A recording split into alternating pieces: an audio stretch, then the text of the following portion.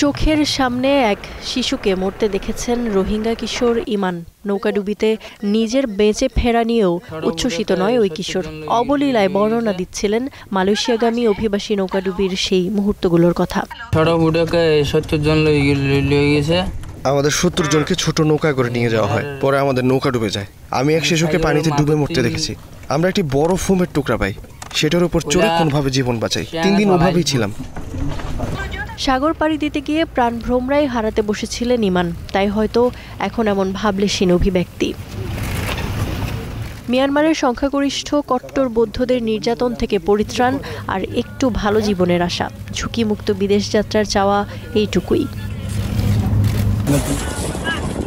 শনিবার থাই সীমান্তে মালয়েশিয়ার লঙ্কাউই দ্বীপের কাছে ডুবে যায় অভিবাসন প্রত্যাশীদের বহনকারী একটি নৌকা। নৌকাটিতে 70 জনকে বহন করা হচ্ছিল, যাদের বেশিরভাগই রোহিঙ্গা। এ ঘটনায় বুধবার পর্যন্ত 13 জনকে জীবিত উদ্ধার করা হয়েছে। ভাগ্য প্রসন্ন থাকাদের একাধিক আবার বাংলাদেশি। মালয়েশিয়া ও থাইল্যান্ডের জলসীমায় ভেসে উঠছে একের পর এক মরদেহ। সবশেষ পাওয়া খবর পর্যন্ত মৃতদেহ উদ্ধার হয়েছে 29টি। এখনও ব্যাহত উদ্ধার কাজ। Balai Polis Ayahangat telah menerima maklumat melalui panggilan telefon. প্রাথমিক তদন্ত বলছে নৌকায় যারা ছিলেন তাদের বেশিরভাগই রোহিঙ্গা এবং কয়েকজন বাংলাদেশিও ছিলেন। প্রায় 2 সপ্তাহ আগে মিয়ানমারের বুচিরং এলাকা থেকে প্রায় 300 জন একটি কাঠের নৌকায় করে মালয়েশিয়ার উদ্দেশ্যে রওনা হয়। পরে 6 নভেম্বর তারা আলাদা নৌকায় ভিন্ন পথে রওনা হয়। ছোট নৌকায় 70 জন আর বাকি 230 জনকে দেওয়া হয় একটি বড় নৌকায়। Di laut berhampiran Teluk Cincin.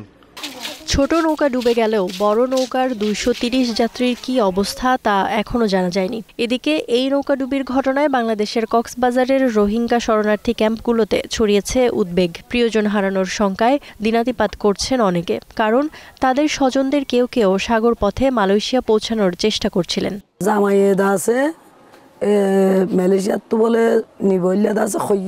জামাই মালয়েশিয়া থাকে। কিছুদিন আগে আমার মেয়ে আর নাতিকেও সেখানে নিতে চায়।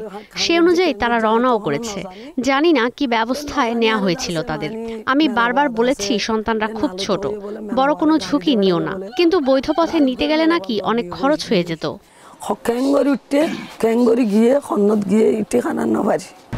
গেল কয়েক বছরে রোহিঙ্গাদের মধ্যে এমন ঝুঁকিপূর্ণ সমুদ্রযাত্রা বেড়েছে কয়েক গুণ। এজন্য মিয়ানমারের অস্থিরতা ও বাংলাদেশে আশ্রিত রোহিঙ্গাদের জীবনের মানকে দায়ী করেন বিশ্লেষকরা।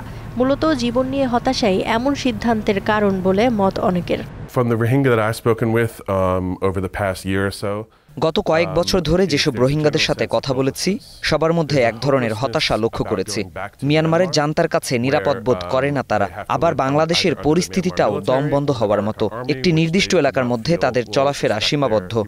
না পাচ্ছে মানসম্মত পড়ালেখার সুযোগ, না পাচ্ছে ভালো চাকরির সুযোগ। সম্প্রতি মার্কিন যুক্তরাষ্ট্রের তহবিলে কাটছাঁটো পরিস্থিতির অবনতি ঘটাচ্ছে। রয়টার্সের প্রতিবেদন বলছে, এবছর চলতি নভেম্বর পর্যন্ত নৌকাযোগে বাংলাদেশ ও মিয়ানমার ছেড়েছে 5000-এর বেশি রোহিঙ্গা, যাদের মধ্যে কমপক্ষে 600 জন প্রাণ হারিয়েছেন কিংবা নিখোঁজ রয়েছেন।